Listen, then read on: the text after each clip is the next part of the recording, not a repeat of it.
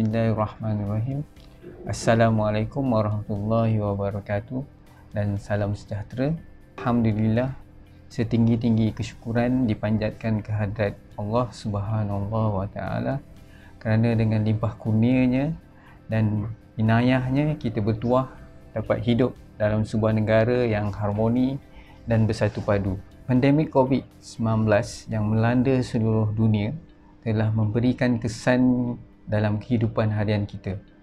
Namun begitu, melalui usaha-usaha yang berterusan kerajaan untuk mengekang penularan wabak ini, negara kita mampu membendung daripada menjadi semakin parah. Selain pandemik COVID-19, negara kita sentiasa diancam dengan pelbagai permasalahan sosial. Antaranya penyalahgunaan dadah. Pelbagai inisiatif telah dilakukan sejak dadah diisytiharkan sebagai musuh nombor satu negara pada 19 Februari 1983. Polisi dan komitmen negara terhadap usaha menangani permasalahan dadah telah dinyatakan secara jelas melalui peruntukan akta-akta berkaitan dadah dan dasar dadah negara. Tanggungjawab dan peranan setiap pihak juga telah diperincikan dalam dasar dadah negara.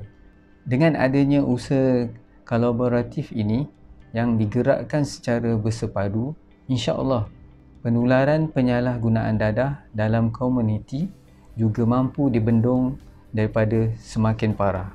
Pengamalan normal baru dalam membendung penularan wabak COVID-19 tidak akan menemui kejayaan sekiranya tidak dilaksanakan dengan baik oleh setiap lapisan masyarakat. Begitu juga halnya dengan permasalahan dadah. Kita perlu memutuskan rantaian aktiviti penyalahgunaan dadah. Masyarakat perlu bersama-sama dengan pihak kerajaan dalam memastikan bahawa persekitaran tempat tinggal, institusi pendidikan, pusat latihan kemahiran dan tempat kerja bebas daripada sebarang masalah berkaitan dadah. Institusi pendidikan dan pusat latihan kemahiran sepatutnya menjadi medium terbaik bagi membentuk sasiah dan pembangunan jati diri kerana sebahagian besar perkembangan individu berada di alam pendidikan secara formal.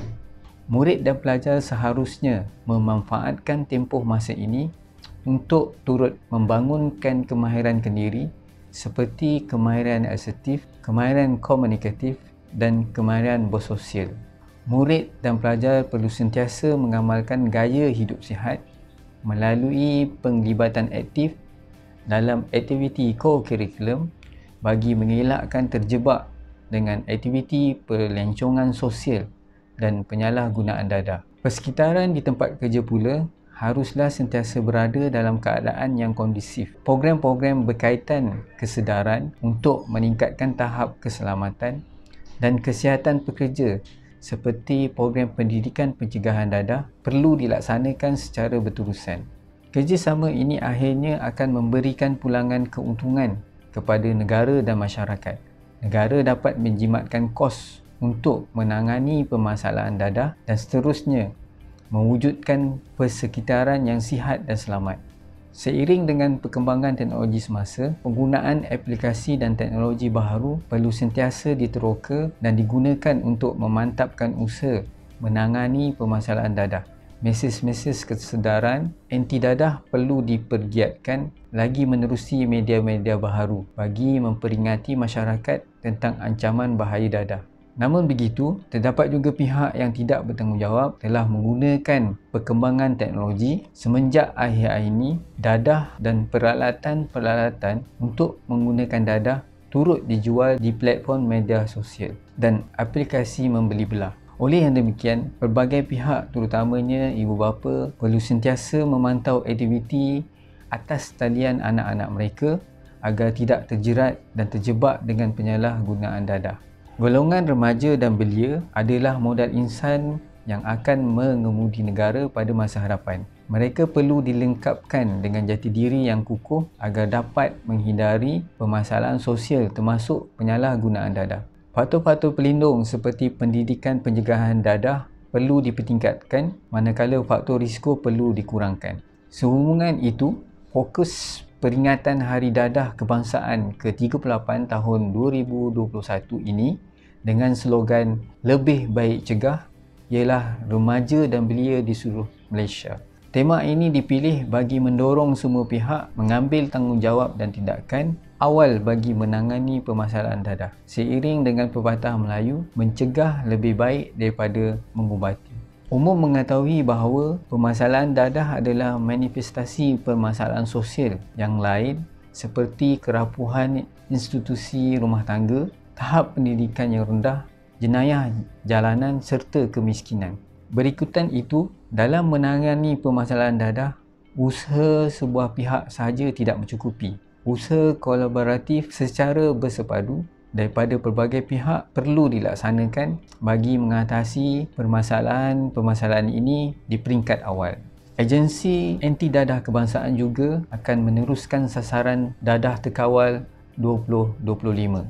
Untuk itu, semua ahli masyarakat termasuk jabatan kerajaan, badan bukan kerajaan dan ahli komuniti akan digerakkan dalam mengawal penularan penagihan dadah menjelang tahun 2025. Usaha ini akan dilaksanakan berdasarkan model-model yang dikenal pasti semasa pelaksanaan projek inisiatif bersepadu menangani permasalahan dadah, substan dan pelancongan sosial pada tahun 2020. Walaupun tema pada tahun ini menumpukan kepada aktiviti-aktiviti pencegahan, rawatan dan pemulihan terhadap mereka yang telah menyalahgunakan dadah akan tetap diteruskan. Agensi Anti Dadah Kebangsaan menyeru kepada semua yang terlibat dengan penyalahgunaan dadah untuk mendapat rawatan dan menjalani pemulihan secara sukarela sama ada di fasilitis yang disediakan oleh kerajaan ataupun pihak swasta. Sementara itu, operasi penangkapan dan penahanan pula akan juga diteruskan supaya kumpulan ini dapat dirawat dan dipulihkan sewajarnya. Di kesempatan ini, saya mewakili Agensi Anti Dadah Kebangsaan merakamkan ucapan setinggi penghargaan kepada semua pihak yang telah bersama-sama menangani permasalahan dadah. Semoga usaha kita akan terus mendapat sokongan masyarakat dan beroleh keberkatan Allah Subhanahu Wa Taala. Lebih baik cegah dadah terkawal 2025. Sekian. Wabillahi taufiq wal hidayah. Assalamualaikum warahmatullahi wabarakatuh.